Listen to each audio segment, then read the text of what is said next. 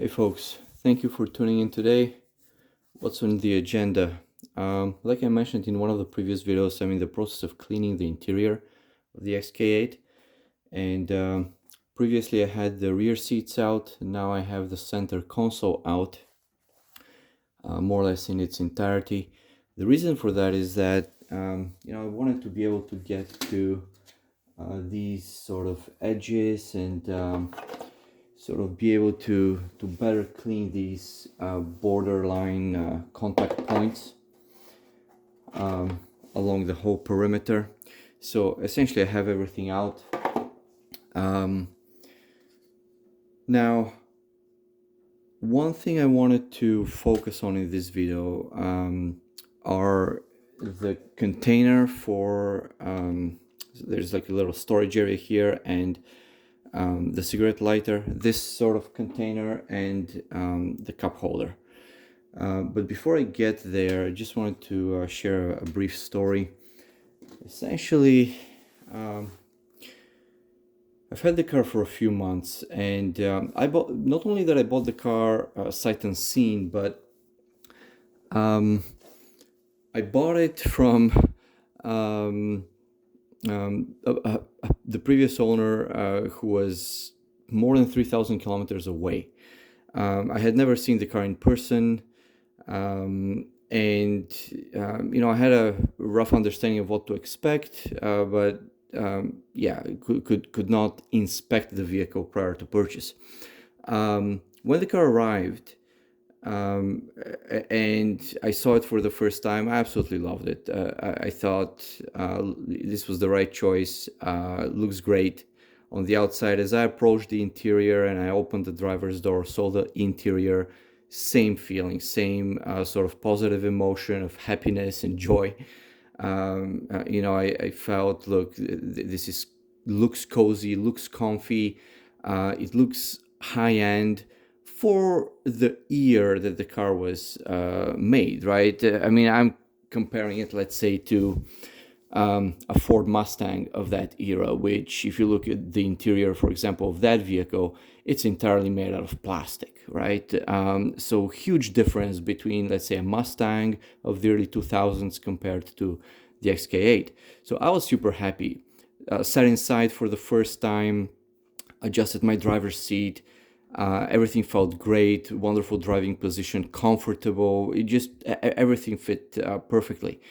And then I started playing around with knobs, switches, opening the glove box and so on. And eventually I got to opening the cup holder and this compartment here with the lighter. And the moment I did that, there was a stark difference, in a sense that all of a sudden those two particular points felt cheap, they felt squeaky, they felt misplaced almost. It was as if, well, these things don't belong in the XK8. They don't fit well, and it was mainly the operation of them. So the reason why I took the center console out was to clean it, but also the secondary purpose was to get these components out, inspect them, understand better how they're engineered, how they're structured, how they work, how they function, and to see if anything could be done for me to improve the feeling and the operation of these things. So let me share what I found and maybe give you a bit of an insight in terms of how things operate here. We'll start with the easier one. It's this piece here. Now this stays in this opening. It mounts from the bottom. So essentially you need the entire center console out. You'll turn it upside down and you will see those four holes. There are four screws there. You just remove them from the bottom. This comes out. Very, very easy, very straightforward. Now, if you turn it over, you would see the mechanism. There are gears here and there are gears here. They're symmetrical, they're the same. The only difference is that on this side where the cigarette lighter is, there is also a metal spring. You can probably see the spring right here. It's attached here and down on the side. So that spring is essentially what puts tension and pushes the lid to open. And then as you're closing it, you're building up the tension in the spring. And when you disengage the latch here, the spring is what pushes the lid to open up. The mechanism is relatively smooth and it's quiet. So for example, it is very, very smooth and quiet now. It wasn't like this before, but now it's functioning well. And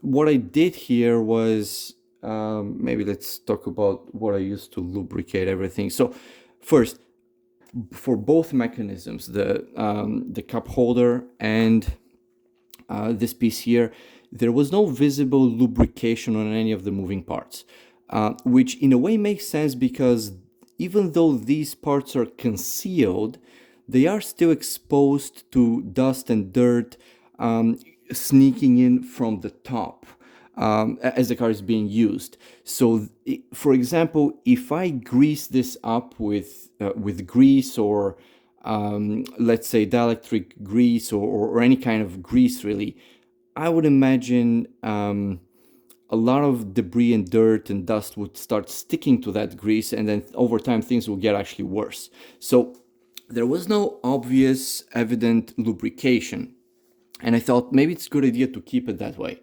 But I still want to lubricate. So the reason, like with those factors in place, what I did was I decided to use this WD-40 dry lube. Essentially, it's a lubrication spray with PTFE particles in it.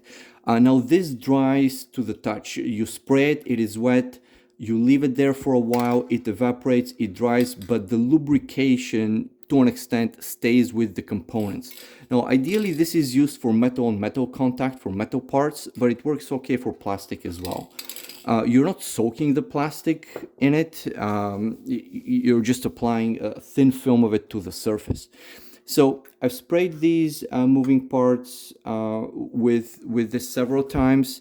I also, the anchor points of the spring, I've sprayed those as well. And I also sprayed the latch mechanism here. I don't know if I can show it closer. This latch mechanism, this is where the lid latches. So click, click, click, click, click, click. I've sprayed this as well. And there's one, I'm happy now with the way it operates. It's smooth. It is, the movement is consistent. It doesn't go slow or fast and doesn't change speed. It is smooth. There is one still potential area of improvement. And let me see if you can hear it. So listen in for a tick at the end. Did you hear that? There. So what happens is, as the lid opens to the end, the bottom of the lid touches right here, the bottom of this cavity, and you get this clicking sound. So this is something I would like to address, and what I'm thinking of doing is really get one of those sticky felt pieces, glue it on here, so that it acts as a buffer between the two plastic pieces, and then as the lid opens, it will be silent. There won't be this tick,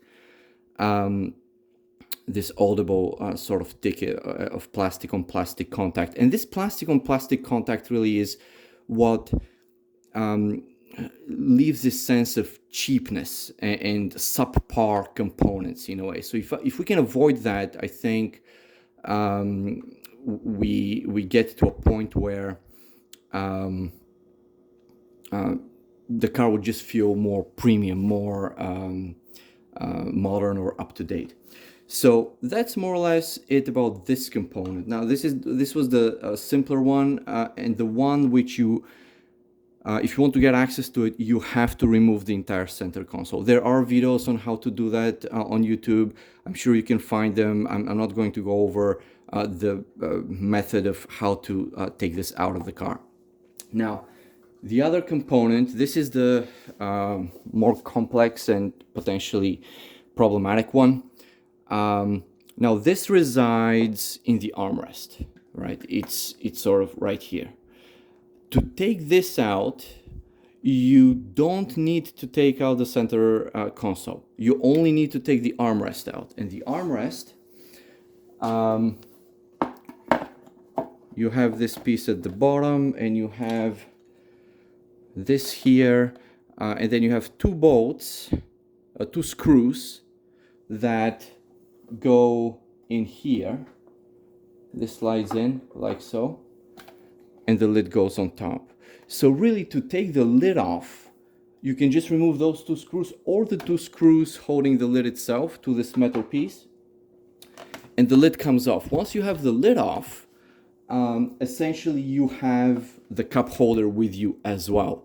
So the next step would be you turn it over, you remove all the screws along the perimeter that are left, you take this piece out. When this piece is out, the actual cup holder just comes out. Let me just close it. So when in closed position, it rests here and this rests down like that. So when this bottom black belly piece is removed, this just comes out.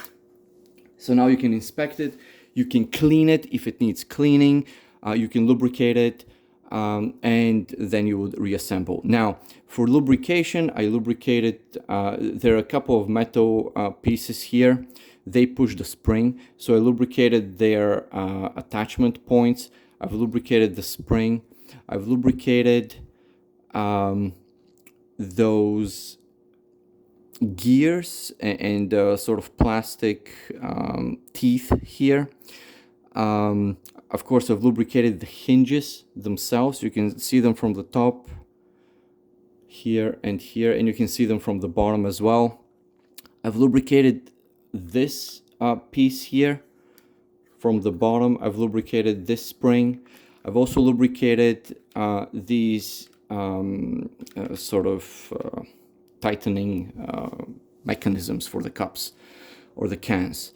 Now, despite all my efforts here, now this is clean, it works well, I don't have concerns in terms of its functionality, but some of the creaks and the noises are still there, and I think they are just unavoidable. It's part of the design.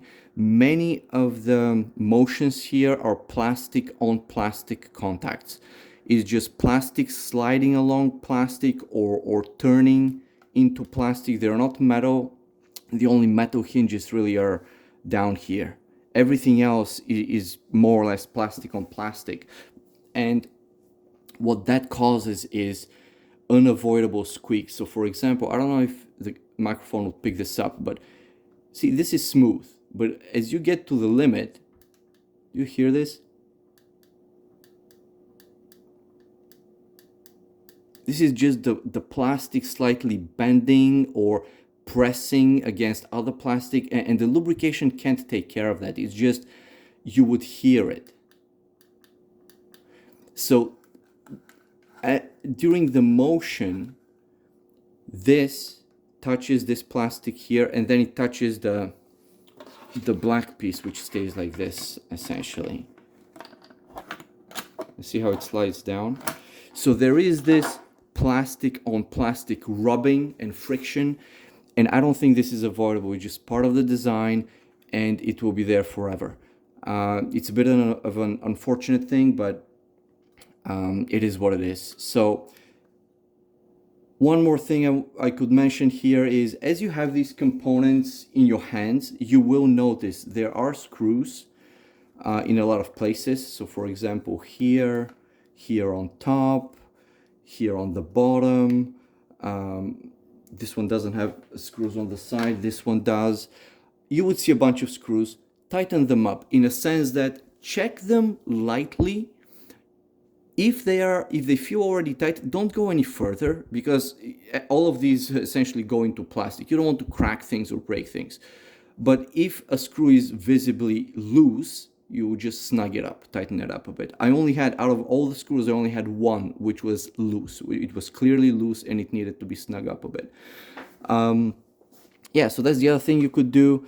And bring your components back into sort of as good of a working order as possible. Of course, clean them after, reassemble, put it back in the car, and so on. Yeah, so I hope this helps, at least in understanding or visualizing how things work. Let me do this one more. Oh, there's also, by the way, this slides forward, so lubricate that as well. And again, it's plastic on plastic contact. When this slides, you see how it slides along a plastic rail. There's a metal tensioner here. You can lubricate those touch points, but a lot of the movements are plastic on plastic, and I think that's what's leading to those sounds that just feel cheap, and they don't really belong in a Jag in a way, but it is what it is. So yeah, that's what I wanted to cover today. Oh, maybe one more point. This is not really on topic, but you know, I have a few books on this model, and I'm reading in those books about how the quality assurance at the factory was at a higher level. The cars were being checked at the end of the production line before they go out, before they get delivered to customers. You know, Jaguar was really paying attention to fit and finish and so on. Well, let me show you this. This is, by the way, another point where we have plastic sliding over plastic. You would want to lubricate here, but again, you won't get away from this cheap feeling. So this is the top of the armrest. You see this gap here between the leather and the plastic piece. This is the bottom. Everything is glued tight here. Nothing has given way. Like everything from the factory is as good as when it was fitted. So this leads me to believe that as this leather, or rather PVC vinyl, was applied and glued in place, and the glue is holding, there's no problem here, but as it was done, this gap was present. Or rather, when the plastic was fitted into the empty hole after the fact, this gap was there from the factory. This did not give way after. Like everything is tight and in place here at the bottom. So essentially this came out like this out of the factory. That's my belief personally. Nobody spotted it. Nobody spotted it when this component was finished, and nobody spotted it after it was put in the car and sort of driven off out of the factory. So it's a bit disappointing, right? Like this kind of detail, I would have imagined that this would have been caught during quality control and addressed. So yeah, anyways, a bit of a downside here, but I hope this is not a problem with many cars. It is a problem with mine, but in a way it adds to the character of the vehicle. So that's the way I think about it, and it will stay as it is. I'm not going to try to manipulate this in any way or fix this. Cool. So thanks again for joining me. Oh, sorry. One more thing. I just saw it here. When you remove the lid, when you take the lid out, there is a metal piece which is bolted onto the lid, and it just hooks here at the bottom. So don't worry about that piece. Again, if you just remove the two bolts, the lid will come out, and this piece will just slide out of here. So you don't need to take anything else out for the lid to be removed. It's literally just those two bolts at the back. All right, so that was all. Enjoy the rest of the day. Have a wonderful week ahead, and see you in the next one. Take care.